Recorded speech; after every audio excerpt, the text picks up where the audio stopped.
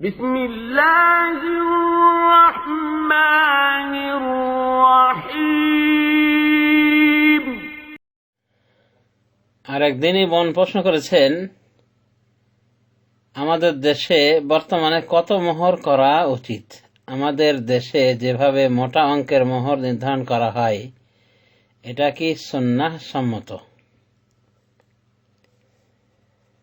মোহরের বিষয়ে আসলে আল্লাহ রাব্বুল আলামিনের পক্ষ থেকে, অনুরূপভাবে রাসূলুল্লাহ সাল্লাল্লাহু আলাইহি ওয়াসাল্লামের পক্ষ থেকে নির্ধারিত অ্যামাউন্ট বলা হয়নি। বরং মোহর কম বেশি হতে পারে, এটা মোহর দাতার এবিলিটির প্রতি নির্ভর করে এটা ধার্য হওয়া উচিত।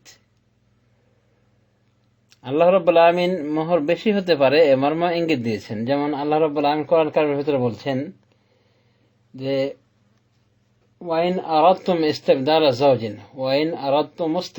যাওজিন মাকানা যাওজ ওয়া আতাইতুম ইহদাহুন্না কিনতারা ফালা তাখুযু মিনহু শাইআ আতাখুযুনাহু বুহতানান ওয়া ইসমান মুবিনা।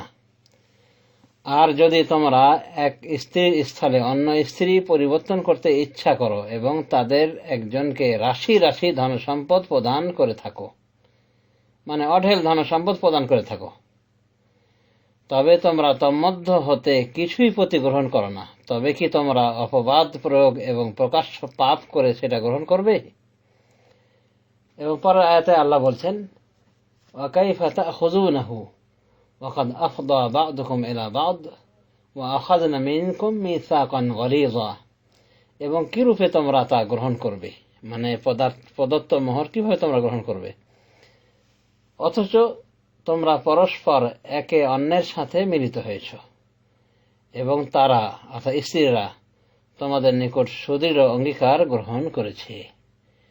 তো এখানে আল্লাহ রাব্বুল আলামিন মোহর বিষয়ে বলছেন যে যদি তোমরা তাদের একজনকে রাশি রাশি মানে অঢেল সম্পদ দিয়ে থাকো, তাহলে মোহর অঢেল সম্পদ দেওয়া যেতে পারে।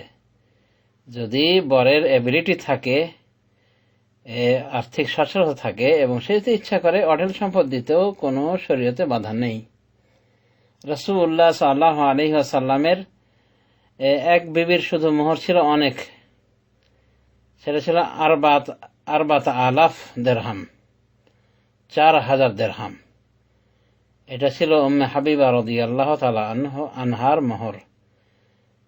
তার বিয়ে পড়িয়েছিলেন রাসূলুল্লাহ সাল্লাল্লাহু আলাইহি ওয়াসাল্লামের সাথে বাদশাহ নাজাশী, এবং এটা সুদূর আফ্রিকায় এই বিয়ে সম্পাদন হয়েছিল। বাদশাহ নাজাশী রাসূলুল্লাহ সাল্লাল্লাহু আলাইহি ওয়াসাল্লামের সাথে বিয়ে পড়িয়েছিলেন এই উম্মে হাবিবার, যিনি আবু সুফিয়ানের মেয়ে। তো উম্মে হাবিবা তার স্বামী সহ গিয়েছিলেন, কিন্তু তার স্বামী মারা গিয়েছিল, সে অবিসিনিয়াই। তখন বাদশাহ নাজাশী তার ইদ্দতের পর তার সাথে বিয়ে দিয়েছিলেন, উম্মে হাবিবার সাথে দিয়েছিলেন বিয়ে রাসূলুল্লাহ সাল্লাল্লাহু আলাইহি ওয়াসাল্লামের, এবং 4000 দেরহাম মোহর দিয়েছিলেন। তো এটা তার নিকট অতি সহজ ব্যাপার, কারণ তিনি ছিলেন বাদশাহ, রাজা। তো দেখা যাচ্ছে যে বাদশাহ মোহর দিয়েছিলেন বলে সে যুগের অনেক বড় মোহর ছিল, উঁচু র্যাঙ্কের মোহর। কারণ যেখানে 200 দেরহামে জাকাতের পরিমাণ হয়ে যায়, 200 দেরহাম বলা যেতে পারে বর্তমান জমানায় যেহেতু রৌপ্য মুদ্রা 80,000 টাকা, প্রায় 80,000, 80-90 এরকম। তো তাহলে হিসাব করে দেখলে বুঝে আসবে যে 4000 দেরহাম কত হয়। দেখা যাচ্ছে যে অতিরিক্ত মোহর বেশি ধরার বিষয়েও শরীয়ত খুব একটা বাধা নিষেধ আরোপ করেনি, বরং কোরআনে ইঙ্গিত এসেছে। যে আয়াত পাঠ করলাম সূরা নিসা থেকে, আয়াত নাম্বার হলো 20-21, এবং যেখানে মোহরের কথা বলা হয়েছে যে তোমরা যদি তাদের একজনকে দিয়ে থাকো মোহর রাশি রাশি মানে অঢেল সম্পদ দিয়ে থাকো মোহর হিসেবে, তো ওগুলো থেকে কিছুই নিবে না, এটা বলেছেন, মানে তালাক দিয়ে দিলে। তো মোহর বেশি হতে পারে এ মর্মে ইঙ্গিত রয়েছে। তবে আগেই বলা হলো যে এটা স্বামীর নির্ভর করে, স্বামীর আর্থিক সচ্ছলতার উপর নির্ভর করে এবং তার মনের ইচ্ছার উপর নির্ভর করে। যদি উনি ইচ্ছা করেন অনেক অঢেল সম্পদ দিয়ে মোহর দিতে পারেন। সাহাবায়ে কেরামদের মধ্য থেকে কোন কোন সাহাবীর মোহর পাওয়া গিয়েছে গরিব মিসকিন হওয়ার কারণে, একটা আংটিও দিতে পারেননি। পরে উনি ওই কোরআনের কারিমের যে সূরাগুলি মুখস্থ রয়েছেন ওর বিনিময়ে রাসূলুল্লাহ সাল্লাল্লাহু আলাইহি ওয়াসাল্লাম তার বিয়ে পড়িয়ে দিয়েছিলেন। আবার দেখা গিয়েছে কোন কোন সাহাবী তার স্ত্রীর মোহর ধার্য করেছেন একটা বাগান, যে বাগানের মূল্য ছিল মিয়াত আলফ দিরহাম, 1,00,000 দিরহাম। 1,00,000 দিরহাম কত হয়? যেখানে 200 দিরহামই যাকাতের নেশাব হয়ে যাচ্ছে, মানে 80,000 টাকা হয়ে যাচ্ছে, সেখানে 1,00,000 দিরহাম হলে কত হতে পারে? তো দেখা যাচ্ছে সাহাবায়ে কেরামদের ভিতরে মোহর বেশি দেওয়ার বিষয়টির প্রমাণ পাওয়া যাচ্ছে, কিন্তু ওই জবাব হলো একটাই, যে তাদের সঙ্গতি ছিল বলে তারা দিয়েছেন। তো যাদের সঙ্গতি রয়েছে তারা যদি মোহর স্ত্রীকে বেশি দিতে পারে তাতে কোনো আপত্তিকর বিষয় নাই। আর বাংলাদেশের প্রেক্ষাপটে মোহর নির্ধারণ করার বিষয়টি এটা বেশি বড় কথা নয়, বরং মোহর ধার্য হবে আর্থিক সচ্ছলতার উপর। যার সাথে বিয়ে হবে, যে স্বামী বিয়ে করবে, সে স্বামীর আর্থিক সচ্ছলতার উপর মোহর নির্ধারণ করা উচিত। তার উপরে বোঝা চাপে দেওয়া উচিত নয় এমন মোহরের যেটা সে আদায় করতে কষ্টকর হবে তার জন্য। আর স্বাভাবিকভাবে মোহর অল্প ধরাটা উত্তম। রাসূলুল্লাহ সাল্লাল্লাহু আলাইহি ওয়াসাল্লাম সহিহ হাদিসের ভিতরে বলেন, খায়রুন নিকাহি আইসারুহু, উত্তম বিবাহ হলো সহজ বিবাহ, মানে যেখানে বেশি খরচা বার্চা হয়নি, বিয়ের অনুষ্ঠান সহ যে কোনো মানে আনুষ্ঠানিকতাকে কেন্দ্র করে অতিরঞ্জন হয়নি খরচার ক্ষেত্রে। তো যত খরচা সহজ হবে ওই নিকাহটা বরকতের। অন্যভাবে মোহর যদি কম হয়ে থাকে তো এটা বরকতের বিবাহ বলা যেতে পারে।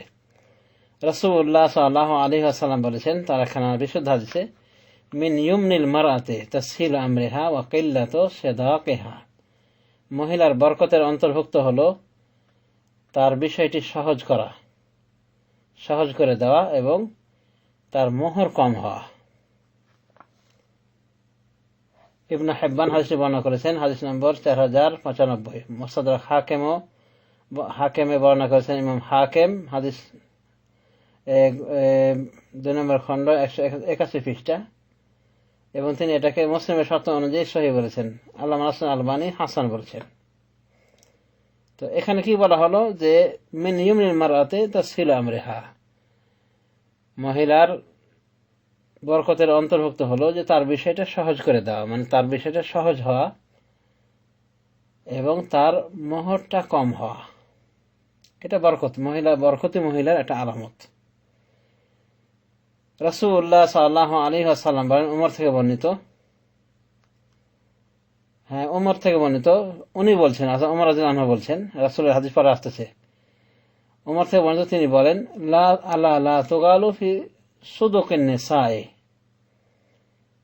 সাবধান তোমরা মহিলাদের মোহরের ব্যাপারে মানে বাড়াবাড়ি করবে না, বেশি মানে বাড়াবে না, বেশি দর বাড়িয়ে দেবে না, মহিলাদের অ্যামাউন্ট বেশি বাড়িয়ে দেবে না। ফাইন্নাহু লাউ কানা মাকরুমাতান ফিদ দুনিয়া, কারণ এই মোহরটা যদি দুনিয়ার বুকে সম্মানের প্রতীক হতো, আও তাকওয়া ইনদাল্লাহ, অথবা আল্লাহর নিকটে এটা তাকওয়া পরহেজগারিতার আলামত বিবেচ্য হতো, কানা আওলাকুম বিহা রাসূলুল্লাহ সাল্লাল্লাহু আলাইহি ওয়াসাল্লাম, তাহলে এই মোহর আধিক্য করার বিষয়ে রাসূলুল্লাহ সাল্লাল্লাহু আলাইহি ওয়াসাল্লাম তিনি ছিলেন বেশি উপযুক্ত। এরপরে উনি বলেন, মা আসদাকা রাসূলুল্লাহ সাল্লাল্লাহু আলাইহি ওয়াসাল্লাম ইমরাতাম মিন নিসাইহি ওয়ালা উসদিকাত ইমরাতুম মিন বানাতিহি আকসারা মিন 12 উকিয়াতান। এরপর তিনি বলেন যে রাসূলুল্লাহ সাল্লাল্লাহু আলাইহি ওয়াসাল্লাম তার কোন বিবির, অনুরূপভাবে তার কোন মেয়ের, রাসূল সাল্লাল্লাহু আলাইহি ওয়াসাল্লাম না তার কোন বিবির মোহর দিয়েছেন আর না তার কোন মেয়ের মোহর দেওয়া হয়েছে 12 ওকিয়ার উপরে, 12 ওকিয়ার বেশি। এরপরে উনি বলেন, ওয়াইন্না রাজুলা লা ইউগলি বিসাদাকাতি ইমরাতিহি, ওয়াইন্না রাজুলা লা ইউগলি বিসাদকাতি ইমরাআতিহি হাত্তা ইয়াকুনা লাহা আদাওয়া ফি কলবিহি। আর ব্যক্তি তার বিবির মোহরের ক্ষেত্রে বাড়িয়ে করতে থাকে, মানে অতিরঞ্জন করে, মানে চড়াও দাম করে ফেলে মোহরের ক্ষেত্রে, এমনকি এই মোহরটা তার হৃদয়ের ভিতরে একটা শত্রুতা বয়ে আনে তার বিবির জন্য, মানে তার হৃদয়ে একটা শত্রুতা সৃষ্টি হয় তার বিবির দিকে, বিবির ক্ষেত্রে। এমনকি সে এটাও বলে ফেলে এক সময়, কালেফতু ফিকা আলাকাল কিরবাতে, আমি তোমার ক্ষেত্রে অনেক অনেক কষ্ট করেছি, মানে মোহর দেওয়ার ক্ষেত্রে, তোমার মোহর সঞ্চয়ের ক্ষেত্রে আমি অনেক অনেক কষ্ট করেছি, মানে তোমার জন্য, তোমার মোহরের জন্য আমি অনেক কষ্ট করেছি। এমনকি কলসি আমার সাথে লেগে গেছে, মানে আমার গলায় কলসি লেগে যাওয়ার মতো হয়ে গেছে। উদ্দেশ্য হলো অনেক কষ্ট করেছি তোমার মোহরকে শোধ দিতে গিয়ে, কালেকশন করতে গিয়ে। তো মানে একটা শত্রুতা সৃষ্টি হবে, এভাবে ওমর রাদিয়াল্লাহু আনহু বলেছেন। এখানে যেটা লক্ষণীয় বিষয় যে রাসূলুল্লাহ সাল্লাল্লাহু আলাইহি ওয়াসাল্লামের মোহর, মানে তার বিবিদের কারো ক্ষেত্রে অনুভাবে তার মেয়েদেরও কারো মোহর 12 ওকিয়ার বেশি ছিল না। ওকিয়ার হিসাব যদি আমরা করি তাহলে 5 ওকিয়াতে হয় 200 দিরহাম, আর 200 দিরহামের পরিমাণ বর্তমান বাংলার হিসাবে, বাংলা টাকার হিসাবে প্রায় 80,000 টাকা বা 90,000 টাকা, ধরলাম 80,000 টাকা। তাহলে 5 ওকিয়া কত হলো? 80 160,000। আর একটা বর্ণনা পাওয়া যায়, এটা তো পাওয়া গেল সুনান আবু দাউদের বর্ণনা, 2106 নম্বর হাদিস। অনুরূপে মুসনাদ আহমদ এসেছে, তিরমিজিতে এসেছে, ইবনে মাজাহ এসেছে। আর এক বর্ণনা এসেছে যে আবু সালামা বলছেন যে আমি আয়েশা রাদিয়াল্লাহু তাআলা আনহাকে জিজ্ঞাসা করলাম রাসূলুল্লাহ সাল্লাল্লাহু আলাইহি ওয়াসাল্লামের মোহর সম্পর্কে, যে কিরকম তার মোহর ছিল। তখন তিনি বলেন, ইসনাতাই আশারাতা ওকিয়া ওয়া নাশান, তার মোহর ছিল, মানে তিনি যে বিবিদের জন্য মোহর ধার্য করেছিলেন, এটা ছিল 12 ওকিয়া এবং নাশ। এরপর উনি বলেন, মান নাশ, জানো নাশ কাকে বলে? এরপর উনি নিজেই বলেন নিসফ ওকিয়া। উনি ওই উপস্থিত যে তার কাছে জানতে চেয়েছিল মোহর বিষয়, তাকে বলেন যে নাশ জানো, নাশ কাকে বলে? উনি বলেন জানি না। তখন উনি নিজেই বলেন যে নিসফ ওকিয়া, অর্থাৎ অর্ধ ওকিয়া। তার মানে এই হাদিসের বর্ণনা থেকে বুঝে আসলো যে রাসূলুল্লাহ সাল্লাল্লাহু আলাইহি ওয়াসাল্লামের মোহর ছিল 12 ওকিয়া এবং অর্ধ ওকিয়া, মানে 12.5 ওকিয়া।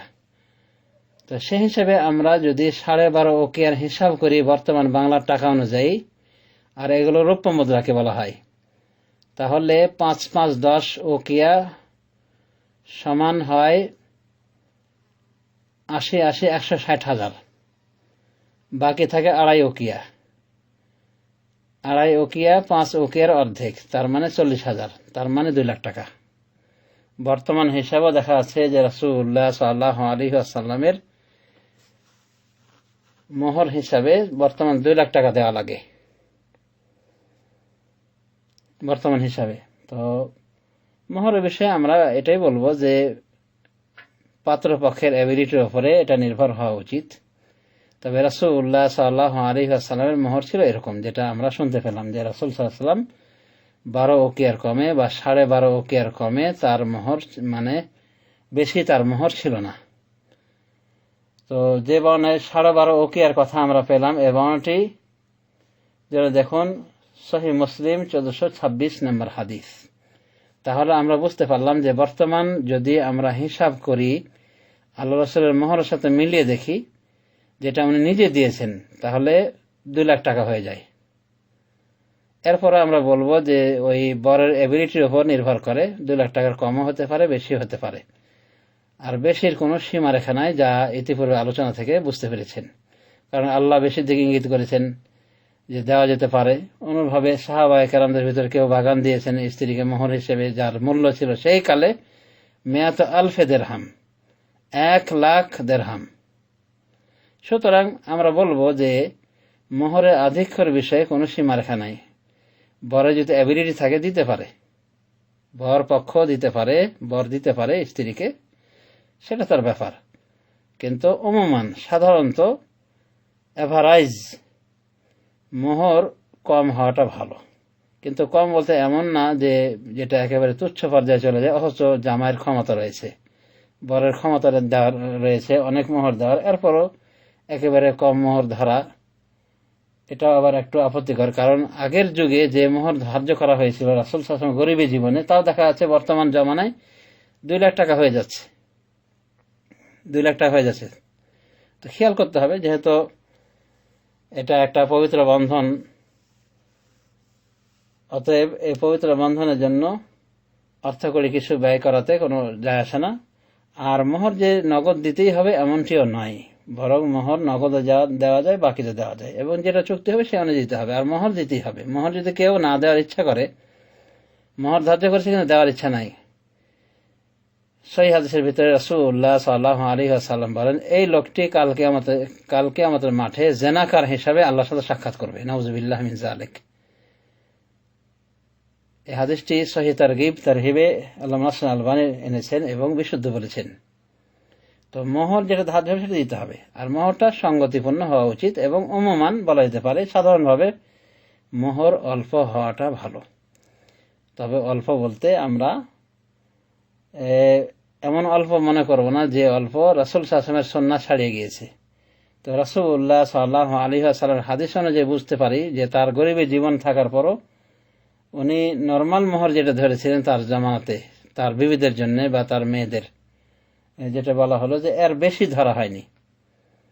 তো যতটুকু ধরা হয়েছে তার বিবিদের ক্ষেত্রে বা উনি মোহর দিয়েছেন, সেটারও হিসাব আমরা পেলাম যে 2 লাখ টাকা হয়ে যাচ্ছে বর্তমান হিসাবে। তারপর সে যুগে যে মোহর যে 2 লাখ টাকা পাওয়া যায়, সে যুগে অনেক কিছু পাওয়া যায়, জমি জায়গা। কিন্তু আজকাল যদি দেখা যায় যে 2 লাখ টাকায় অনেক জায়গায় 1 শতক জমিও পাওয়া যায় না। তো সেই হিসাবে বলা যেতে পারে যে যুগ জামানার পরিবর্তনে, আবর্তনের পরিবর্তনে মোহরের অ্যামাউন্টে কম বেশি হতে পারে। তবে সর্বক্ষেত্রে মোহর কম হওয়া ভালো, মোহরটা কম হওয়া ভালো। এবং বিবাহের ক্ষেত্রে যত খরচা কম হবে তত বরকতে বিয়ে বলে গণ্য হবে, যা আমরা পূর্বে হাদিস থেকে জানতে পারলাম। তো এই হলো মোহর বিষয়ে কথা, যে মোহর বিষয়ে আল্লাহর পক্ষ থেকে ঊর্ধ্ব সীমা নির্ধারিত হয়নি, রাসূলুল্লাহ সাল্লাল্লাহু আলাইহি ওয়াসাল্লাম থেকেও ঊর্ধ্ব সীমা নির্ধারিত হয়নি। তবে অ্যাবিলিটি থাকে যদি বরপক্ষের, বেশি দিতে পারে। আর যদি অ্যাবিলিটি না থাকে, যদি আর্থিকভাবে সেরকম সচ্ছল না হয়ে থাকে, তাহলে তার অবস্থা ভেদে বিবেচনা করে সেই হিসেবে মোহর ধরতে হবে।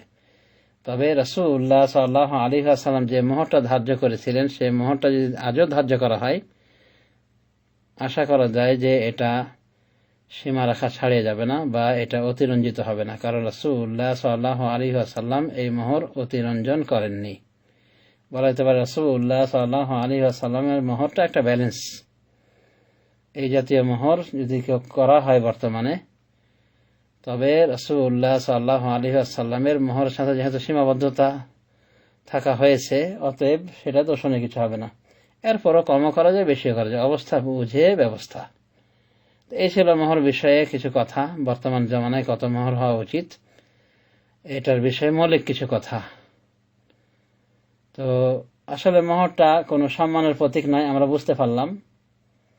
ওমর রাদিয়াল্লাহু আনহু এই জন্য মোহরে বেশি বাড়াবাড়ি করতে নিষেধ করেছেন, মানে দাম বাড়াতে নিষেধ করেছেন, এবং বলেছেন যদি এটা দুনিয়াতে সম্মান হতো বা আল্লাহর নিকটে তাকওয়া পরহেজগারিতার প্রতীক হতো, তাহলে এই বিষয়ে রাসূলুল্লাহ সাল্লাল্লাহু আলাইহি ওয়াসাল্লাম তিনি বেশি হকদার ছিলেন, মানে তিনি বেশি করে মোহর দিয়ে বিয়ে করতেন, অন্যভাবে তার মেয়েদেরও মোহর বেশি ধরতেন, কিন্তু উনি বেশি ধরেননি। তো বেশি না ধরে কোনটা ধরেছেন সেটারও কিন্তু আমরা পরিমাণ জানতে পেরেছি। অতএব এ সমস্ত দলিলের আলোকে মোহর নির্ধারিত হওয়া উচিত। তার মানে বুঝতে পারলাম যে বরের পক্ষে যদি যোগ্যতা না থাকে, অসচ্ছল হয়ে থাকে, তাহলে মোহর কম বেশি করা যেতে পারে, তাতে সমস্যা হবে না। আর ঊর্ধ্ব মোহরের কোনো সীমারেখা ধার্য করা হয়নি। তবে বরপক্ষের এবিলিটির উপর নির্ভর করে এবং তার ইচ্ছার উপর। যদি সে ইচ্ছা করে দিতে চায় অনেক অনেক টাকা, কোনো ব্যাপার না, আল্লাহ রাব্বুল আলামিনের সাপোর্ট রয়েছে। আল্লাহ রাব্বুল আলামিন সেদিকে ইঙ্গিত করেছেন যে বেশি দেওয়া যেতে পারে। আল্লাহ রাব্বুল আলামিন আমাদের সবাইকে সর্ববিষয়ে সঠিকভাবে পরিচিত হওয়া তৌফিক দান করুন। আমিন। সাল্লাল্লাহু আলা নবী মুহাম্মদ ওয়া আলা আলিহি ওয়া সাহবিহি।